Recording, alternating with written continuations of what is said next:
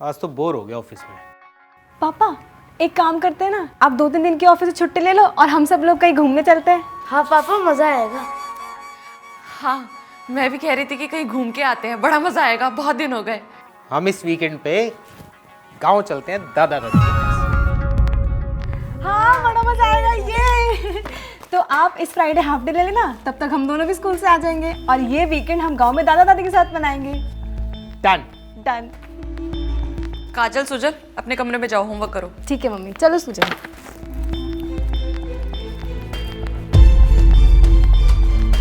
आप भी हाथ मुंह धो लीजिए, मैं खाना लगा देती हूँ। 1 मिनट, क्या हुआ? होना क्या है, कुछ नहीं हुआ।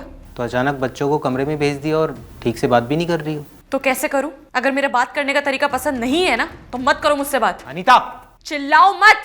और अगर तुम्हें जाना है ना गाँव तो अकेले चले जाना, मैं और मेरे बच्चे कहीं नहीं जाएंगे।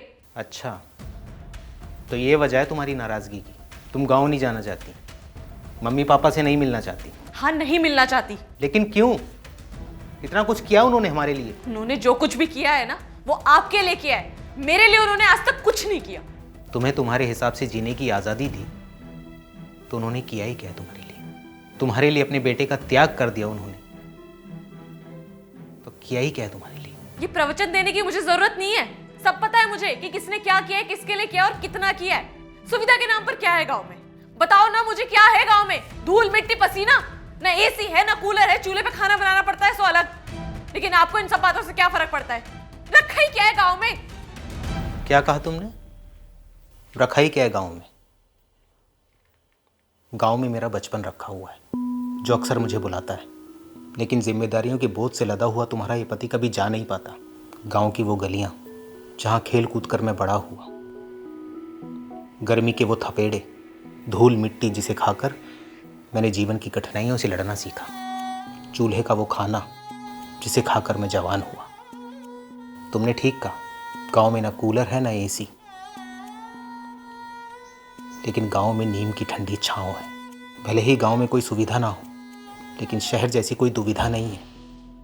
और सबसे बड़ी बात, गांव में मेरे माता पिता हैं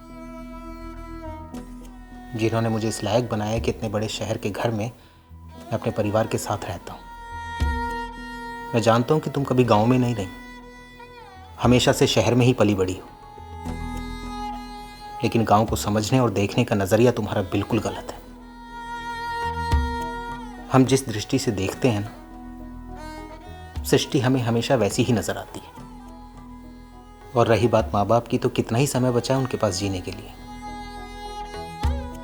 क्या वो थोड़ी सी खुशी के भी हकदार नहीं है?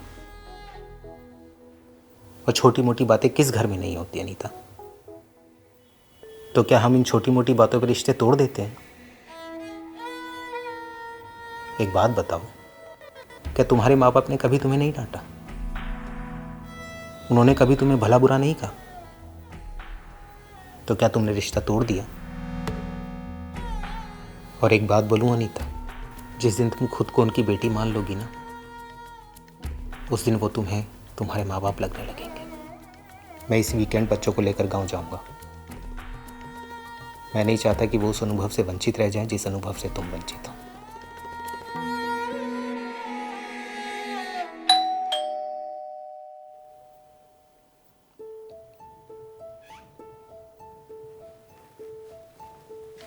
सर ये आपका कुरियर। सर ये साइन कर दीजिएगा। Thank you sir.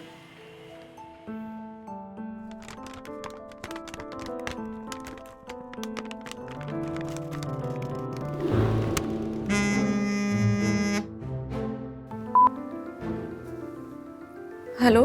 हाँ बेटा, हमने तुम्हारे लिए गोंद के लड्डू बनाकर भेजे हैं। अरे वो पिछले हफ्ते तुम्हारा तबीयत खराब हो गया था ना, इन्हें खाकर ताकत आएगी, खा लेना। अच्छा रखते हैं, ध्यान रखना अपना।